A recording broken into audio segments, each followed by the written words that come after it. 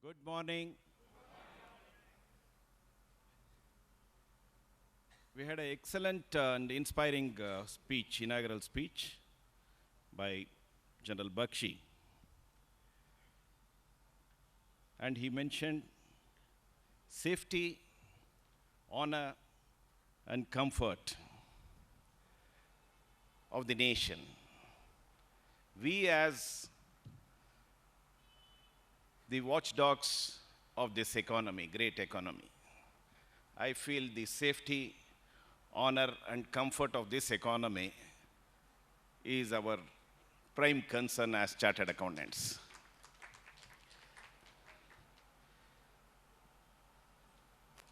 Today, we have, this is the first technical session of this great conference, and I'm so happy that 32 years back, the first KSCA conference was held when I was the secretary of the Karnataka State Chartered Accountants Association, and Mr. Krishna Swamy was the program committee chairman.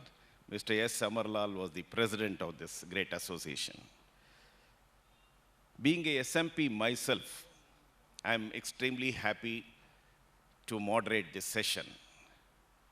So the topic is opportunities to small and medium practitioners, including what is the opportunity outside India and what are the opportunities in the non-traditional areas. Because we are so glued to the traditional areas of tax, audit, accounting. So why can't we look outside on the opportunities waiting for us in the non-traditional areas? And we have such a distinguished panel today. Two sitting Central Council members and one former Central Council member and one very handsome looking, young and dynamic Chetan Venugopal, who has ventured into the non-traditional areas long ago and made a niche for himself, name for himself in that area. Babu is chairman for Committee for Members in Entrepreneurship and Public Service now, the newly formed committee. Jai Chaira, if anyone has looked at his visiting card, the number of qualifications he has and the memberships he has, there is some space left for printing his name also, Jai Chaira. Maybe next time I had to have a twofold visiting card. Welcome to you, Ms. Jai Chaira, to Bangalore. Madhukar is a well-known indirect tax expert, and he joins, of course, I will not say, because I have decided not to recontest. He may decide to. I say RWP Members Committee, retired without presidentship, Central Council members. Okay, but I wish he recontests and becomes a president. So let's start the technical discussions now. As far as the SMPs are concerned, you should know that world over, it is not only in India, we think that it is specific and special to India. The chartered accountancy profession across the globe, almost like 87% is the SMPs, the small and medium practitioners. Of course, how exactly to define SMP? What is the size of SMP? Is it by the gross receipts? Is it by the number of partners?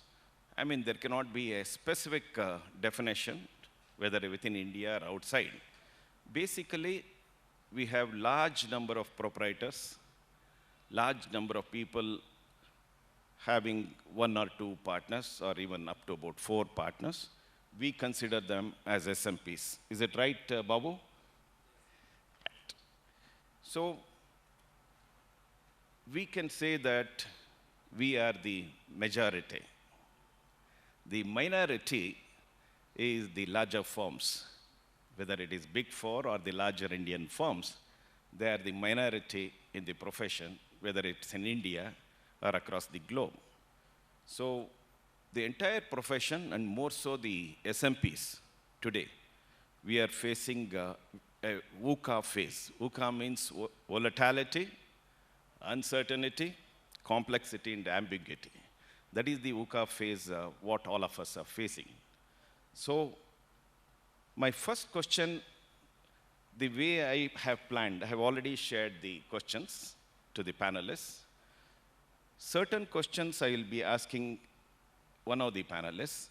Certain questions I will be asking every panelist. Let me ask the first question. How important and relevant are SMPs for the profession and Indian economy? A 3-minute appetizer from each one of you. Let me start with Babu.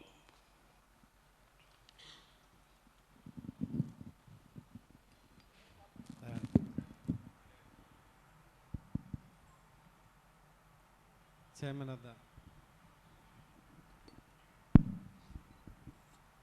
of the panel and distinguished former colleague in the Apex Council of the Institute, CI Nityananda, my eminent colleague in the Center Council,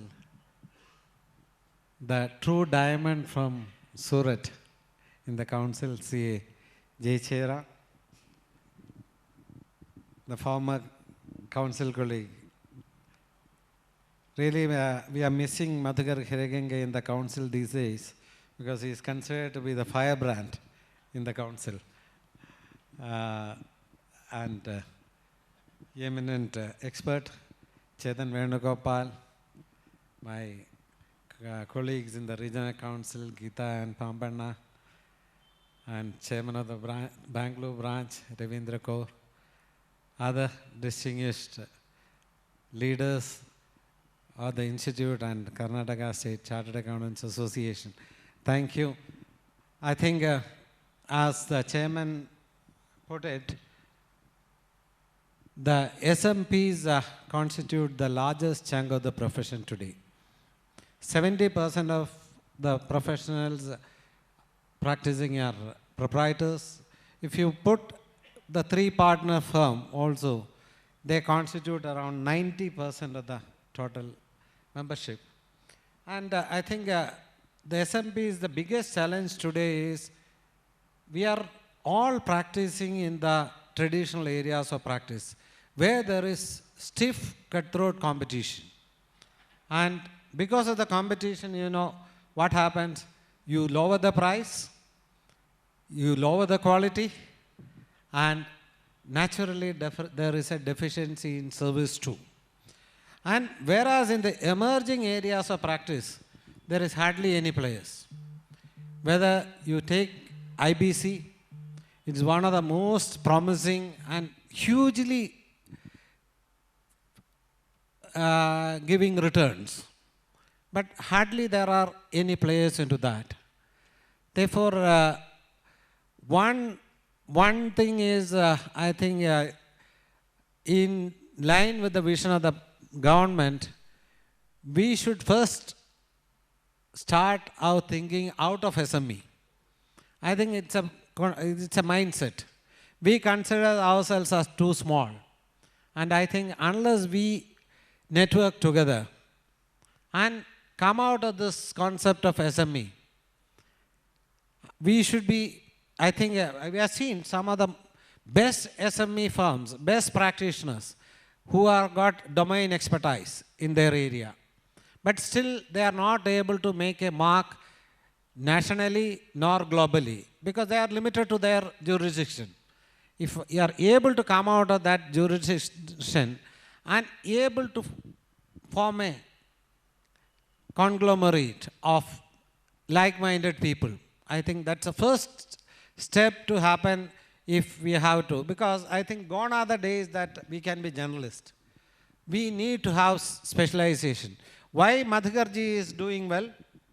I think he has been able to visualize and position himself into a niche area at that point of time. Hardly there was any practitioners in the indirect taxation. And today, GST is in part and parcel of everyone's practice, and probably the biggest beneficiary out of that scenario is Madhukarji. I'm just telling you one example. Therefore, if we are able to leverage within us, I think that's a biggest thing to happen. Number two, as I said, please live. Today, every partner is doing attestation. Every partner goes for a income tax hearing. Every partner can handle GST. I think unless we stop that, we are never going to grow. I think we have to develop vertical within. If you have to develop vertical within, there has to be enough resources within. Therefore, if a partner is in charge of attest function, audit, let him do only audit, because it is equally difficult to follow all the standards on auditing, accounting standards, changes in the Companies Act, changes in the other related laws. Because as an audit practitioner, I think you should have a knowledge of all these areas if you want to have a practice. Then let somebody practice in direct tax law and let other practice in indirect tax law. Develop each vertical. Even internal audit, risk-based audit is a huge practice area. That is my second suggestion for the SMPs. Then, today it is a global village. You can do, I know many chartered accountants from Kerala doing excellent service in the Middle East. They're doing, I think they are taken on an assignment basis and done the GST registration in the Dubai. Now it is coming in Oman. I think we need to think globally. I think unless you think big, nothing is going to happen. And excellent opening remarks by Babu sir. I think we will talk of Dubai, we will talk of US, we will talk of Ireland as we move on for the opportunities outside. Mr. Jai, how relevant are SMPs? So the question is regarding, a very good morning to all of you, first of all. As a student, I had been here in IIM Bangalore, but this is my first opportunity to be a speaker here in Bangalore. I'm very thankful to the organizers for this opportunity and very happy to see you all here. The question is about the significance of SMP, and I'm sure SMP is very significant. If you look at India, for 2,000 long years, India contributed to more than 50% of the GDP of the world. I'm talking the past. If you look at India particularly, for more than 2,000 years. And this contribution came from which segment? It was SMEs. It was SMEs. So, similarly, if you talk about US also, when it started developing, it was SMEs which developed US. Those nations, some of the European nations, now they are going too much on corporate side, right? Not focusing on the SMEs. See, both the areas are important and both are complementary. SMEs as well as corporates. They coexist. If you ignore one, then the other would definitely be affected. So when India is predominantly a nation with SMEs, SMPs play a very important role. I think most of the chartered accountants fall in this category. I'll go to the extent of telling 95% of chartered accountancy firms are into this category. And they are playing a very crucial role. So, thank you for a very straightforward and very relevant answer. Just the CAPA, the Confederation of Asian and Pacific Accountants, they made a study on what are the challenges for the profession. In that, especially on the SMPs, they say that across the world, 95% is SME, what we call it as MSMEs here locally. And they generate 60% of the private sector employment, and they are good contributors for the GDP of every country across the world. And we SMPs are very, very important and relevant for the SMEs. That is what Jai was highlighting. Now, over to Madhuka.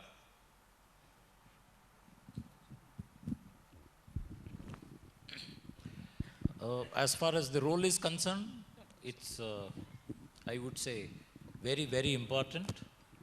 And I think that answers the question.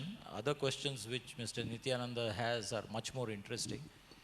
Only one small aspect, those of you who are interested can note down. There is a document called Small and Medium Practitioners in IFAC.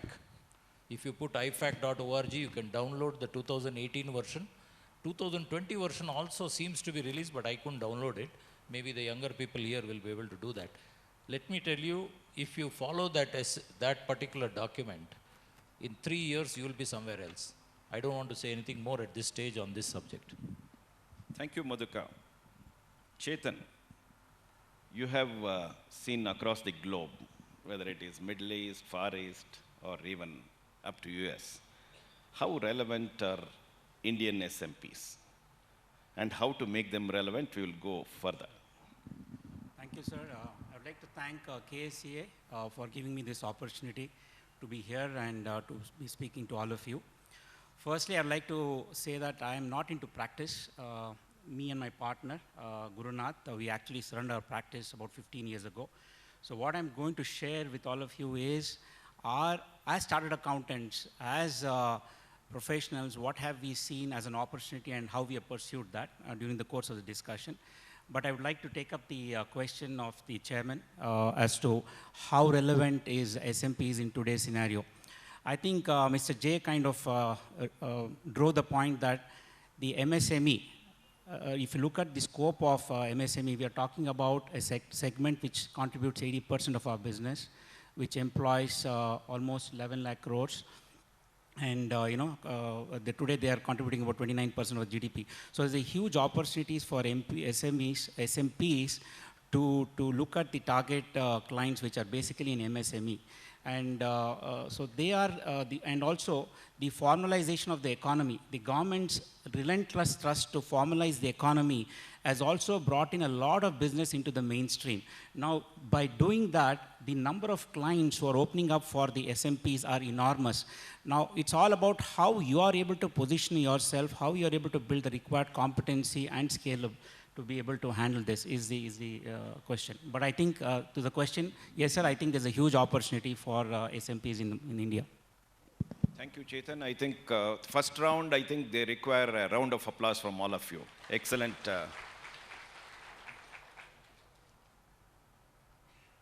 If you look at the statistics, the fellow members in practice, full-time practice, we have around 83,000 members, maybe a few thousands more with whatever the exams in the last 2 exams.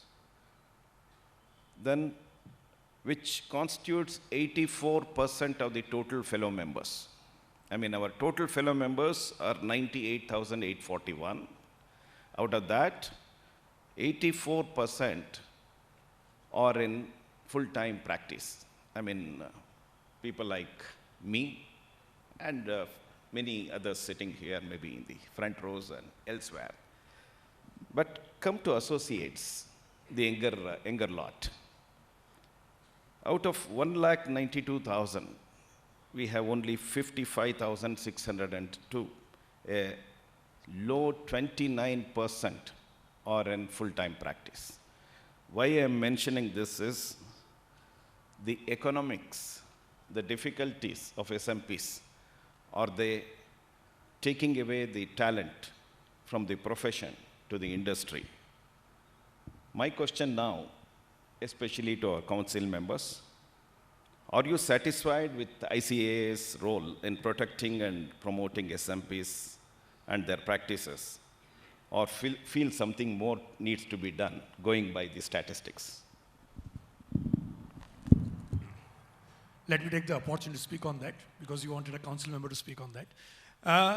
See, there is nothing like enough, and there is nothing like being totally satisfied. But yes, first of all, these figures, what you talked about, 84% of the FCAs being into practice and 29% people into practice from ACAs, I think it's a good trend. Because the Indian corporates have increased and improved in the last few decades, and the role of chartered accountants have been very well accepted there. So I think it's a very good move. It's a very balanced move. Rather, I will go one step ahead.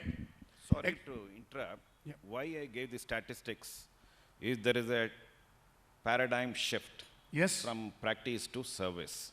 And if you go by the Planning Commission's requirement of chartered accountants, not only for the existing services, but also the expanding services, I think there will be a huge gap, and wherein it will be a way forward for other professions to get in. Already it has started in. kindly give your valued answers from that angle, please. So I'll definitely do that. What I was trying to tell is, when I joined as a regional council member some 15 years back, at that time, I made a statement that this profession means, rather when I became a chartered accountant, at that time most of the people were into practice. And I was of the belief that at least half of the chartered accountant should be industry. That was the statement I made when I became a chartered accountant. When I joined region, I made a further statement, and today also I'm making it. This profession will grow much more when now we have 50-50 in profession versus industry, or maybe 40-60. Still there is opportunity for entrepreneurship chartered accountants. This profession will further grow when at least 1/3 of the chartered accountants will be into entrepreneurship, which we are not talking today. So if you look at the percentage reduction for the ACAs in industry, means in practice, it has been there. But that is only in terms of percentage, not in terms of number. Sir, in terms of agriculture, India had 70% of GDP coming out from agriculture, which has come down to 20%. Does it mean that people are shifting from agriculture? That is not the fact. More and more people have joined that, but the fact is industry is going very well, and now there are more opportunities for the people. Similarly, in terms of practice also, more opportunities are there, and many people are coming to practice, but because this industrial sector has opened up very well, and chartered accountants can be very well placed there, so a good opportunity has been taken up. Regarding what the institute has been doing, institute has number of committees dealing with the SMEs, number of committees. Like I talk about PDC. Sir, from 2010 onwards, we are listening to this particular fact that bank audit might, disappear one day. That is what we are talking from 2010 onwards, right? Every year, the same thing comes up from RBI, from IBA, and we go and explain that bank audit is too very important. So when it comes to bank audit allotment, fair allotment, this year we have gone to at least we had 20 meetings for the audit allotment software, and we have been successful in explaining SBI as well as many other banks to allot all the audit through the software. So this was for SMEs, supporting them. Similarly, we had a tender monitoring group formed this year, and all the tenders related to chartered accountants were scrutinized by the tender monitoring group, and we are represented in case of around 800 tenders this year, where around 70% of the tenders were modified, the terms were modified. So already for SMEs, number of things, number of initiatives are taken by the institute. Are they enough? Nothing is enough. Nothing is enough. So from institute side, number of things are happening, but more important is from the small and medium practitioners to grow, to acquire new skills in terms of many aspects that we'll be covering in the subsequent session. But what I believe is institute is doing quite a good and fantastic work in this segment. Thank you, Jai. Babu, if you look at the tenders, now we were only looking at tenders for very large work and very few tenders here and there. But today, every empanelment, every work, there is a tender which is coming, whether it is an education institution, whether it is the serious fraud office, the MCA itself. Everywhere, if you look at the requirements in terms of the gross receipts or the income, it is totally tossed against the SMPs. So what's your take? Sir, I think for the government and the public sector, price discovery for the professional services has always been a challenge. If they informally ask, one firm, say the large firms quote, if it is 25 lakhs, the medium firms quote 10 lakhs, and the small firm quote 5 lakhs for the same services. Therefore, what institute has been able to prevail upon? See, financial bid, government says they are helpless. Unless there is a financial bid, they are not able to determine, otherwise favoritism will happen. Therefore, what institute was able to prevail upon is, wherever there is a tender, it has to be with two different criteria. One is technical bid and the financial bid. Unless and until you qualify in the technical bid, you will not be able to qualify for the financial bid. Therefore, to that extent, but I'm still aware, as Jay said, there are a lot of unhealthy practices, but which we are responsible. See, I always tell everyone, No chartered accountant is my competitor. A file which is going to come to you, it is definitely will come to you. It will not just walk in to the other chartered accountant's office by seeing the board. But we people refuse to believe that. Unless and until no profession will be respected if you sell your services below cost or free of service, even to your relative. Therefore, unless and until we value our services, even your client is not going to value, the society is not going to value your services. Therefore, that perception has to be built up within. I will not extend my services without a benchmark fee. If we are able to do that, I think no tender will come in the way of. Thank you very much. It was very insightful. But the answers also give an indication. It is not just the institute which can do everything. The SMPs, all of us, will have to do a lot more things. And if you go through, I would request all of you to go through one study on SMPs which have been done. It is www.edinburghgroup.org. It indicates that the SMPs have not even, they are not even ready to respond to the questions which have been raised, which are concerning their own practice. Why I am mentioning this is, Institute has done a lot of things, whether it is in terms of availability of software at a very reasonable price, lot of webcasting of various things which are very, very topical and relevant. And I don't think any other profession or any other institute has brought out so much of technical literature for the guidance of its members other than the Institute of Chartered Accountants of India. We very much appreciate that, and it requires a round of applause. But a lot more needs to be done by the ICA, a lot more needs to be done from the SMB side. I think now we will move outside India. Chetan, I think the stage is set for you. SMPs, with their limitations, can they look at practice opportunities outside India? How exactly they should approach that, whether it is advancing climate action, it could be KPOs and many more.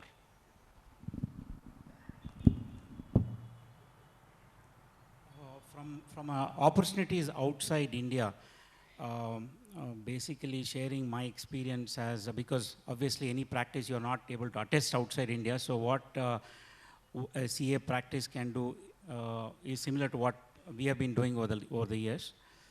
Now, there are a number of opportunities that are outside India. For example, Madhukar and we... Sorry to interrupt. One thing I would like to mention, though almost like 60% here or from the metro, that is Bangalore, we have large number of members from non-metros also, right from Belgaum to, say, nearby, Mysore. So kindly look at whether how they can also start. Absolutely. Kindly give an insight into that. Absolutely. So before I would say that there are certain things that you have to put in place before you can actually look outward. One is the right kind of team, the technology, because you are looking at working with customers outside India, so you need to have the right kind of technology, the right kind of team that you have to be in place. In terms of opportunities, typically what we have seen and kind of able to scale up is on accounting services. Basically, whether it is in India or outside India, our experience is a lot of SMEs, whether in India or outside India, they need a lot of help in ensuring that they have the right accounting system in place. They have the right process in place. So complete ownership of running their finance function, which is very different from just running their accounting system. That is in the sense that other than a CFO of an organization, you should be able to have every skill set within your team to be able to deliver everything that the customer wants off-site or on-site. Because when you're talking about foreign countries, it's just not possible to render every service within India. You have to have a model where there are a certain element, there are a certain team size which works outside India and supporting the team on-site or in the region so that the client feels comfortable actually contracting you, and then you have a significant portion of your team actually working from India. Besides accounting, and again, we talked about data analytics. See, chartered accountants, I think, are the best suited people to actually analyze numbers. And why I'm saying that is, you know the things that are happening today in the accounting field. Like most professions, you will see a dramatic change in the way accounts is going to be handled. Automation, technology is going to render a lot of things that we are doing today obsolete. You know, you talk about medical, it's happening same in medical or any other field. And same thing is going to happen in accounting. So you should be able to build certain new skill sets on analytics. You should be able to, I feel in the next 5 years, accounting will be a lot more automated. You know, a lot of manual interventions will cease to exist. And also on the other side, where chartered accountants are very, comfortable is the assurance. So I feel even assurance could kind of move away because a lot of things, when things get streamlined at the government level, when a lot of data is being collected by the government in the back end from a technology standpoint, it becomes irrelevant. So I'm saying the same thing happening outside India, right? So one is accounting, one is data analytics. Again, data analytics, you need to have the right kind of skill sets that you can do. The next is about internal controls. What I see is a lot of companies are scaling from small to mid to large. And that's an area where a lot of multinational audit firms, or the big fours as we call, have been able to actually leverage that consulting area of helping companies to look at their processes, from an internal control standpoint, from a risk standpoint, from defining their key performance indicator, basically ensuring that they have a well-structured finance function with risks identified and controls in place. That's an area where I think, chartered accountants are well equipped to there are a few others, probably we can discuss it during the course of the thing. Sure. So the next question is on the non-traditional areas of practice. Can each one of you identify one such area which SMPs can concentrate and explain its potential? It could be, as he mentioned, data analytics. It could be cyber security. It could be some real-time advisory services, whether it's on banking, it could be on forex management, it could be on investments. So I will request all the 4 panelists kindly identify one specific new non-traditional area for SMPs.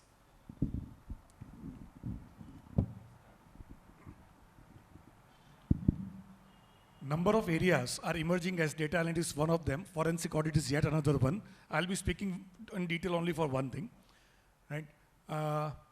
More particularly, I always believe entrepreneurship is one of the aspects which chartered accountants look at and which has been not considered by them. As I said, forensic data, it's number of things are coming up, new avenues are coming up, right? But I have one question which, comes to my mind. I may be wrong, I may be perfectly wrong. I'm from Gujarat and it is a state of entrepreneurs, so my mind keeps on thinking in that direction always. And I was just wondering, if you go to a B school and to the final year students of the B school, and you ask 10 people, what you are going to do after you complete your graduation? One person would say, I'll start with a chain of beauty parlors. Because he will give the logic of that, how that area is developing. Another would say, I'll first work with some NBFC, and over a period of time, I'll start my own NBFC. Third person would say, I'll start with a kindergarten, ultimately go into a school, IB school. Fourth person would say, I would go into chain of restaurants, and like that. Now, if I ask 10 CA final students what you are going to do, probably the answer is practice, practice, industry, practice, industry, industry. Now, if you ask what industry, that also they would not be in a position to answer. They would say whatever campus gives, we'll take it up. Today, what is the position? If you look at a CA final student, if through campus he gets a job in TCS, he'll go into technology. If he gets a job in ICICI Bank, he'll go into banking. That means probably without his choice, he is going into any sector. This is unfortunately the truth as of now. Now, I have a question. Who is prohibiting us, chartered accountants? Is our qualification a limitation or is it an enabling one? When during articleship, we have seen so many businesses, ins and outs of so many businesses. Why chartered accountants are not coming up into entrepreneurship? And I have some statistics with me where I have seen that, means not across the nation, but I met some chartered accountants who are turned into entrepreneurs. Of course, one another very important field is wealth management. And in my city, there are many young chartered accountants into wealth management practice, and they are doing wonderfully well. Their average practice is 4 times the practice of a 50-year chartered accountant. They are doing very well. Of course, this is not the right period in India as of now due to slack in the market, but this is going to be a very promising field where chartered accountants into wealth management and derivatives and forex and all services can be there. But I was focusing on entrepreneurship. My question is, why we are not looking into this particular aspect? During articleship, we have learned so many things. We know number of peripheral areas about the business. Once again, I say peripheral. If we understand the core of business, then we can be 360-degree consultants, or we can even emerge as entrepreneurs. So this is what I believe. Excellent. From Gujarat, we can always expect entrepreneurship. The chai wala can become the prime minister of the country. You are very, very, very entrepreneurial. We agree with that. So what Jai says, from SMPs migrate to SMEs. That's what is his mantra. Let us from North Block go to the South Block. Madhukar, non-traditional area. Sir, I think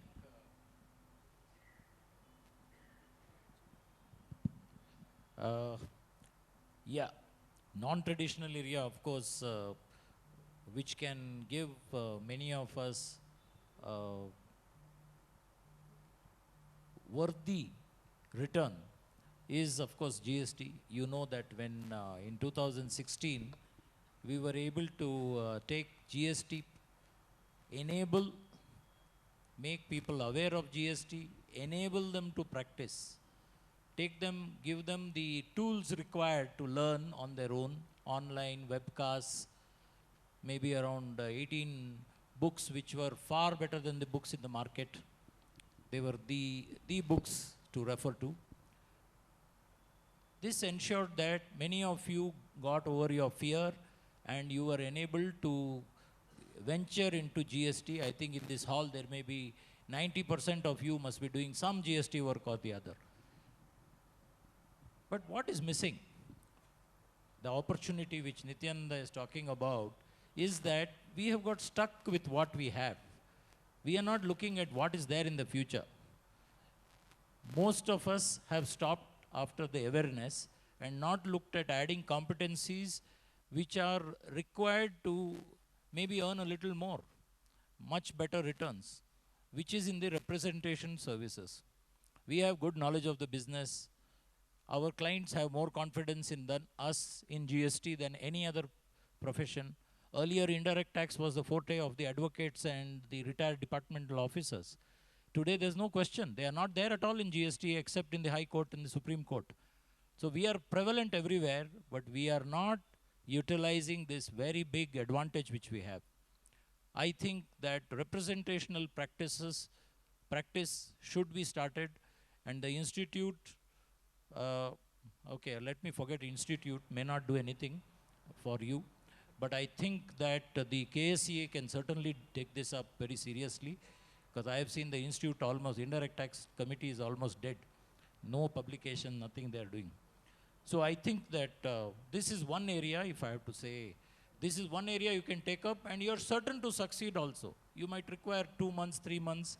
Maybe if you require, KSCA can do an online course, some 7-day online course for taking up representational services, so that it will be available free for you. You can read, download, listen, and we can get the best speakers across India.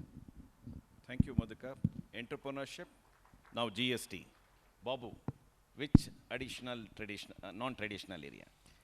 I think all of you will appreciate there are a lot of multinational companies functioning in India.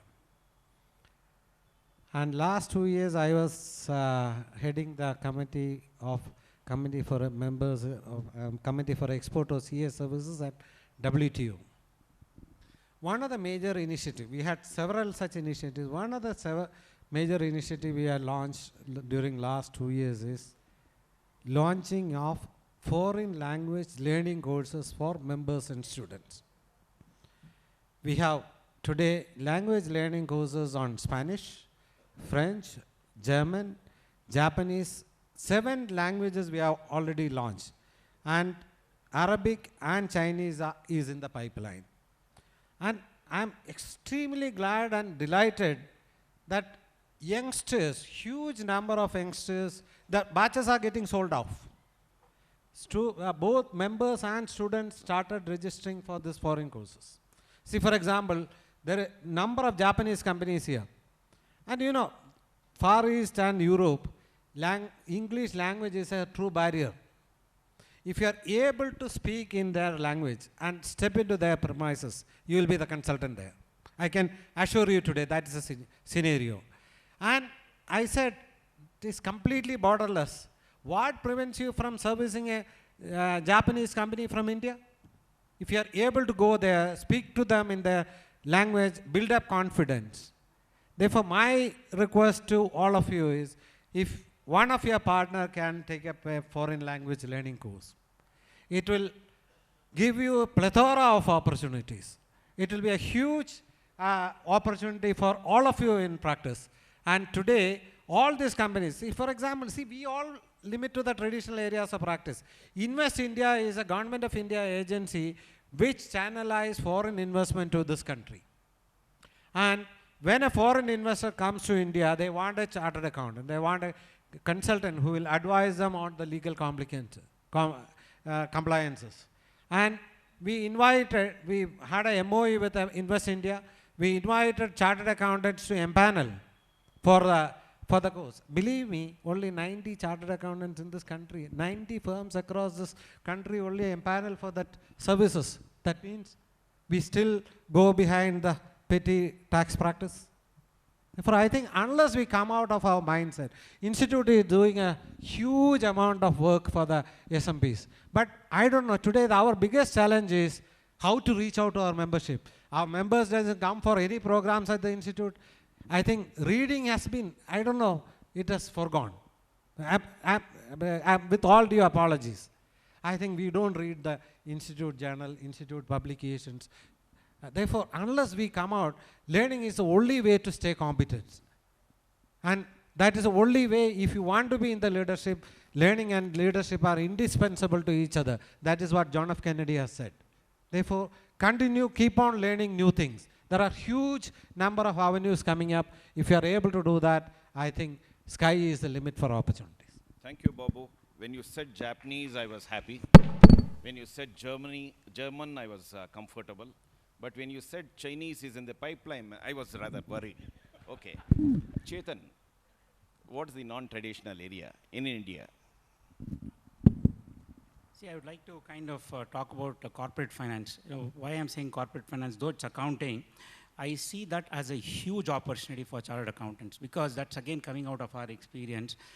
Today there's a dearth of talent, there's dearth of skills of accountants, people who actually know how to do the job.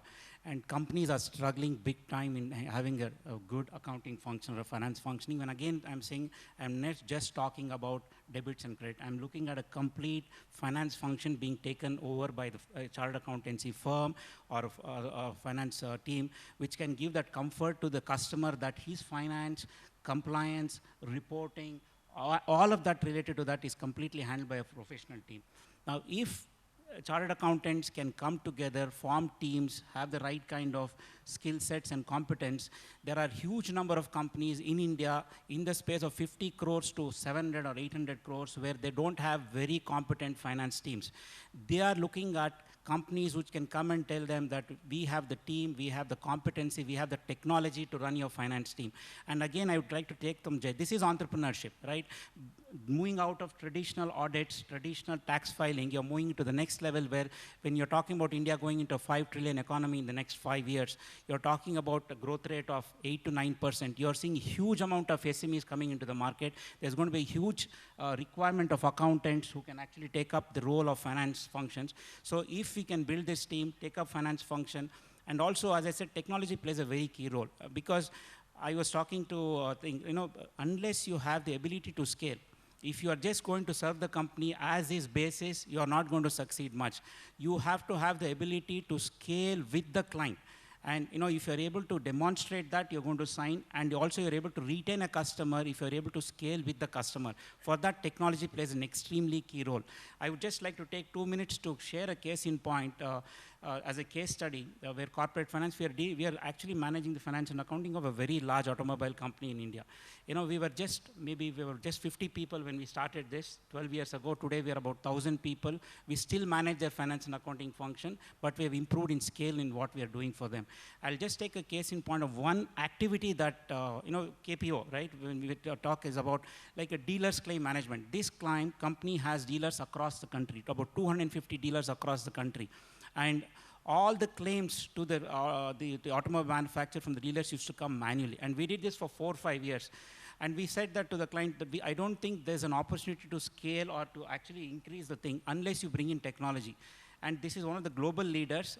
We went and told them that, can we build in an application where we are able to move all the claims online, and right from the time the documents moves from the dealer to you, everything is moved online. My team sitting in Bangalore or wherever, they are going to actually access this, process it online based on the business rules that you're going to use the technology and demonstrate, and the client gave us a go-ahead. So what I'm trying to convey here is that you should have the ability to move from a manual to technology. And if you're able to do that and bring in data analytics, for example, you're just not doing your accounting, you're just not doing your compliance, but if you're able to build digital dashboards or boardroom dashboards where you're able to bring on screen, in one single screen, your financial KPIs, you're able to bring your operating KPIs, you're able to bring your HR KPIs, you're able to bring in production KPIs, and you're able to demonstrate to the client that with one stroke, it has a complete 360 degree of the business, then he's going to be with you for a long time. I think this is an area where chartered accountants should be open to look at, but it calls for a lot of, you know, planning and execution. Excellent. Networking is so important for SMPs. And all these studies, whether it is the CAPA study, whether it's the Edinburgh one which I mentioned, they talk of networking, and SMPs are shy of networking. That's what it says.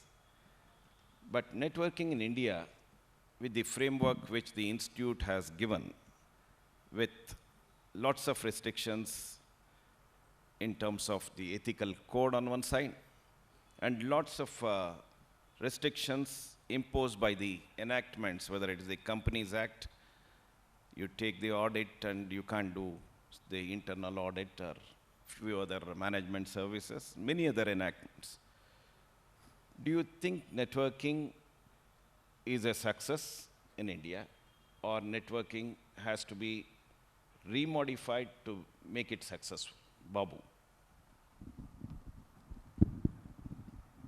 Sir, I think any services, if you have to join together, there is no substitute for trust. If I don't trust my partner, no partnership can survive. If I don't trust my office, you just cannot function in that office. Networking in this country among chartered accountants, if it has not been successful in the way it was expected to be, I think it's a question of trust. I have seen firms merging and demerging within the same year. It's something like today's divorce. It happens, wedding happens, divorce happens in 24 hours, 48 hours. See, therefore, unless and until if networking has to be successful, if I have to network with you, you should see some strength in me, I should be able to see some strength in the other firm. If you do networking only for the sake of bank audit or C&AG audit, network is bound to happen, bound to fail. Therefore, unless this networking happens on leveraging the strengths of various firms, then only networking concept will, institute per se is willing to modify anything. In fact, during last time we placed foreign networking guidelines with the members. Today, if I want to have a network with my colleague in Dubai or US, today it is informal. We wanted to bring it formal. But again the question came, even the network within India is not working at the desired level. Then how it will work out for the foreign? Therefore, I think, sir, the mindset has to change. Once, if that is there, unless you think big, unless I decide to grow big, we should realize that gone are the days. This bank audit will fade away. Let us accept that fact. Technology is going to take over. If today, gone are the days of test checking. If there are audit software which will do 100% vouching for you, then why should I do test checking? Therefore, artificial intelligence and blockchain is going to change. One of the total disruption is going to happen in this profession unless we prepared for that. Therefore, let us think big, form large firms, leverage on the strengths of various firms, and do networking. That's the way it will. Thank you, Babu. I was more on the networking. You were more on the mergers and growing big. Because the networking framework of the institute, I was more concerned with. It should really promote more of networking, and which will eventually result in mergers, what you are mentioning. That is what I was looking at. Would you like to say 2 minutes on the networking in the indirect tax area, Madhukar? Not only indirect tax, I think networking through the ICI has been a failure and will be a failure in future. So we should not look at the ICI, look at informal networks. If I were to take my office as an example, depending on geographies, we have been able to collaborate with more than 800 chartered accountants. And all the chartered accountants are earning well who have collaborated with us also. If we earn 20 crores, they will be earning another 20 crores. So obviously of course that number will be divided among 800, whereas we are only 14 partners here in our firm, we share that big slice. But this is an informal network. We can work with anybody who is able to bring in something. Today, ICI does not allow you to be networked with an IT professional. This is needed. By the time the ICI does it, some other era may start. My suggestion to you is, please form one more company immediately. Forget about ICI. Get networked with IT professional. Without automation, you cannot practice in future. Let me tell you, you cannot. We are trying to work out with one of the software people, and you know what type of thing they are offering? Software company, well-established software company is saying that, see, I have only the technical expertise. I have a small number of software engineers. Already I have got good products in GST, but I am not able to face the client because I don't know GST. So what I've told him is, I can provide you at least 1,000 names. 1,000 names of chartered accountants who can help you. So what is it you will give it to us? They said very simply this: we will identify the client. You send one person who knows GST along with us. One person who knows GST to face the GST questions. And obviously the client is going to buy that software, because for him today, the cost of compliance may be 10 lakhs. With this software, the cost of compliance is going to come to 2 lakhs. And the charge which the software company is going to charge, say it is 1 lakh. He says that if I am going to refer a client, I will give you 20%. You have to send your one person, that's all. We will close the deal, everything we'll do, we'll give you 20%. If it is your client, we'll give you 50%. I am looking at this as not less than a 10,000 crore opportunity. But how many chartered accountants are going to come forward and say, we will work for this? Because now, if you work for it, you are going to lose your COP and your tax audit fee is going to disappear. So maybe it's time for us to look at another enterprise. Make a private limited company, inform institute that you are a director of that company. And I think this is the way a real network can work. And today IT is so important, not only in GST. Please don't assume GST, your internal audit. How can you give value to your client through internal audit? You have to save them cost, you have to save them processes, you have to save them time. All three can be done with IT. But are you collaborated with IT company? And there are enough, at least in Bangalore and Karnataka, we have enough IT companies for us to collaborate and take really our practice to a totally different level. This is what I would like to say. Excellent. I think we are in the last 5 minutes of this session. I think I had a question on startups advisory services. I will skip that. Maybe Guru will cover it in his talk because he's a very IT savvy person, paperless office, smart office. So the last question, how amongst chartered accountants, the majority, that is the SMPs, and the minorities, the big boys in the profession, coexist and complement each other in the profession? Jai.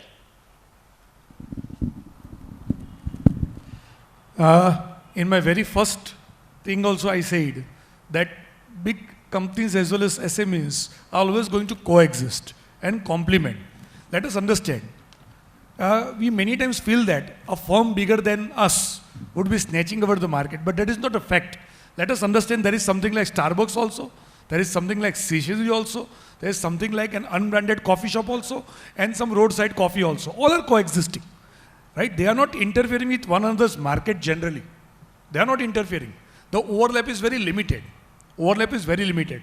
Rather than looking at what the big companies are doing and what they should do or what they should not do, how to, scale up my SMEs is more important. I think what we are discussing about is now with more and more complexities in business, and because number of different services are there, when we talk about mergers and networking and all, either it is going to be on geographical basis or it has to be on basis of verticals.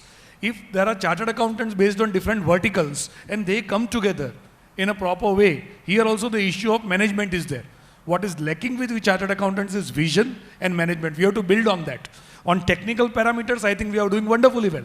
Technically, I don't see any other profession which has too much of technical knowledge on, say, income tax, on GST, on company law, on audit, multiple disciplines.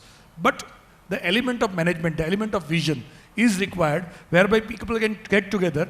Once you scale up, I think you will always coexist.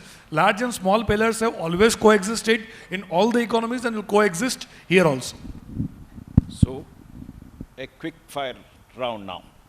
In one sentence or one word, what's your final message to SMPs? Babu. Single sentence or Consolidate. single word? Consolidate. Okay, good. Chetan. I think there's a huge opportunity. I think it's about building competency and doing the work that you get properly. And in terms of coexisting, I just want to share, as Mr. Jay said, the companies that I am independent director, there's a very large company which is the statutory auditors, but there are about 5-6 SMPs which are giving multiple services. One is an Ind AS specialist who is helping the company to move into Ind AS situation. There's a GST, there's an internal control team which is helping. So in short, there are opportunities for everybody. It's about how you are able to utilize it and grow. Madhukar.